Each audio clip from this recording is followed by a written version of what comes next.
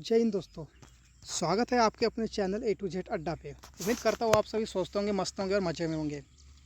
आज हम देखने वाले हैं अप्रेंटिसशिप। टोटल पद है इसमें 1113। कहाँ के लिए निकला है ये? तो दक्षिण पूर्व मध्य railway, south eastern central railway Raipur division की ओर से निकाला गया है। और एक बात, हाँ, रायपुर डिवीज़न जब भी अप्रेंटिसशिप की वैकेंसी निकालता है तो ये 2 सेक्शन में निकालता है। 2 सेक्शन कौन कौन भैया? तो एक है DRM और दूसरा है वैगन रिपेयर शॉप। ये 2 सेक्शन के लिए वैकेंसी निकाला गया है और इस दोनों में वैकेंसी डिवाइड हुई है। DRM के लिए टोटल 844 पद है और वैगन रिपेयर के लिए देखूँ मैं तो 269 पद है।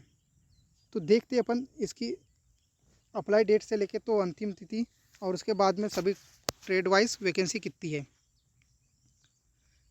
तो इसकी मैं अप्लाई डेट की बात करूँ तो अप्लाई डेट इसकी 2 अप्रैल 2024 से 1 मई 2024 तक है। इसके हमारे को बेनिफिट क्या होता है भैया, ज़रा हमारे को ये तो पता चले। तो इसको बेनिफिट क्या होता है कि आपको अगर अप्रेंटिसशिप हो जाने के बाद में आप जिसका 1 वर्ष का आपका अप्रेंटिसशिप का समय रहता है, आपका अप्रेंटिसशिप 1 वर्ष की हो गई, उसके बाद में आपको सर्टिफिकेट मिलेगा रेलवे की ओर से। तो वो सर्टिफिकेट जब भी ग्रुप डी की वैकेंसी निकलती है तो आप उसमें वो सर्टिफिकेट अप्लाई करते हैं तो आपको 20% आरक्षण मिलता है। ठीक है, 20। अगर मैं ट्रेड की बात करूँ, इसमें कौन कौन ट्रेडों को मौका मिला है तो यहाँ पे रखा गया है। पहला ट्रेड है हमारा वेल्डर।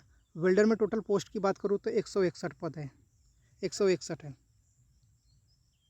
अगर मैं टर्नर की बात करूँ तो टर्नर में टोटल कितना है? 54 है। अगर फिटर की बात करें तो फिटर में टोटल कितना है? 207 है। इलेक्ट्रीशियन की बात करें तो इलेक्ट्रीशियन में टोटल पद कितने हैं? तो 212। अगर मैं स्टेनोग्राफर इंग्लिश की बात करूँ तो इसमें टोटल कितना है? 15। अगर मैं स्टेनोग्राफर हिंदी की बात करूँ तो इसमें रखे गए 8। कोफा की अगर अपन देखते हैं कोफा ट्रेड में कितने रखे गए तो कोफा में 10 रखे गए। हेल्थ 8वें नंबर की जो पोस्ट है हेल्थ एंड सैनिटरी इंस्पेक्टर, इसमें कितनी टोटल पद है? तो इसमें टोटल है 25। ठीक है, इसमें रखे गए 25। मशीनिस्ट की बात करें तो मशीनिस्ट में टोटल पद कितने हैं? तो 15। मैकेनिकल डीजल की बात करें तो मैकेनिकल डीजल में कितने हैं? तो 81, 81। Mechanical repairing and air conditioner में कितनी है? तो 21। Mechanical auto electrician and electronics में कितना रखा गया? तो 35। ऐसे टोटल पद है इसमें 844। और इधर में अलग दिया गया है PWD और एक सर्विसमैन के लिए अलग अलग। जैसे कि PWD में 6 दिया है तो इधर एक सर्विसमैन में 16 दिया है, आप देख लेंगे। और इसकी PDF चाहिए तो PDF मैंने डिस्क्रिप्शन में टेलीग्राम चैनल की लिंक दिया है, उस लिंक के द्वारा आप टेलीग्राम वहाँ पर मैंने PDF डलवा दिया है, आप उस PDF को एक बार देख लेंगे। बात करूँ मैं वैगन रिपेयर शॉप की, वैगन रिपेयर शॉप की बात करूँ मैं तो इसमें टोटल ट्रेड 8 को मौका दिया गया है। पहले में नंबर पे रखा गया है फिटर को। फिटर कितने वैकेंसी है टोटल? तो 110 वैकेंसी। वेल्डर की बात करूँ टोटल वैकेंसी कितनी है? तो वेल्डर में टोटल वैकेंसी है 110, दोनों में 110-10। उसके बाद में मैं मशीनिस्ट की बात करूँ तो मशीनिस्ट में टोटल कितनी है? तो 15। टर्नर में कितनी रखी गई है? तो 14। इलेक्ट्रीशियन में कितनी रखी गई है? 14। कंप्यूटर ऑपरेटर में कितनी रखी गई है? 4। स्टेनोग्राफर में कितनी रखी गई है? 1। इंग्लिश स्टेनोग्राफर इंग्लिश और स्टेनोग्राफर हिंदी दोनों में 1-1 रखी गई है। ऐसे टोटल 269 पद है और PWD और एक सर्विसमैन के लिए अलग है। उसके बाद में बात करूँ भैया, चलो ठीक है, ये तो यहाँ तक का समझा। इसमें देखते हुए एजुकेशन क्वालिफिकेशन इसमें क्या मांगता भैया? तो इसमें अगर आप 10वीं पास है, ठीक है, आप 10वीं पास है और आपके 10वीं में 50% है, चाहे वो कौन से सब्जेक्ट, टोटल 50% है आपके, और आपके साथ में ITI डिप्लोमा है, चाहे वो NCVT से हो या SCVT से हो, दोनों में से कोई भी चलेगा। बस आप 10वीं पास होना, 10वीं में 50% होना आपके, और उसके बाद में आपके पास ITI सर्टिफिकेट होना, ITI डिप्लोमा होना, तो आप इसके लिए अप्लाई कर सकते हैं, अन्यथा नहीं। अगर मैं बात करूँ इसके एज लिमिट की तो एज लिमिट इसमें मांगा है 15 वर्ष से लेके तो 24 वर्ष। अगर आप 15 वर्ष और 24 वर्ष के अंदर आ रहे हैं तो आप इसके लिए अप्लाई कर सकते हैं। बाकी कैटेगरी वाइज इसमें एज रिलैक्सेशन अलग मिला है, छूट अलग मिली है। जैसे कि ये आप देख सकते हैं कैटेगरी वाइज, अगर आप युवा रहे तो 2/4/2000 से लेके तो 2/4/2009 के अंडर में होना।